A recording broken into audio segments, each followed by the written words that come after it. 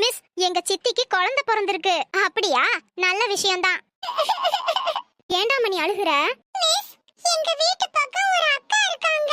பாவம் மிஸ், அவங்களுக்கு 20 வருஷமா குழந்தையே இல்ல. ஐயோ பாவம், நீ கவலைப்படாத, சீக்கிரமே அவங்களுக்கு குழந்தை பிறக்கும். Okay miss. சரி, அந்த அக்காவோட ஹஸ்பண்ட் என்ன பண்றாரு? இல்ல மிஸ், அந்த அக்காவுக்கு ஹஸ்பண்ட் இல்ல. என்ன? ஆமா மிஸ், அந்த அக்காக்கு இன்னும் கல்யாணம் ஆகல. இப்பதான் அந்த அக்காவுக்கு மாப்பிள்ளை பாத்துக்கிட்டு இருக்காங்க. கல்யாணத்தப்ப உங்களுக்கும் பத்திரிக்கை கொடுக்கறேன். என்ன? மூஞ்சியையும் முகரையையும் பாரு.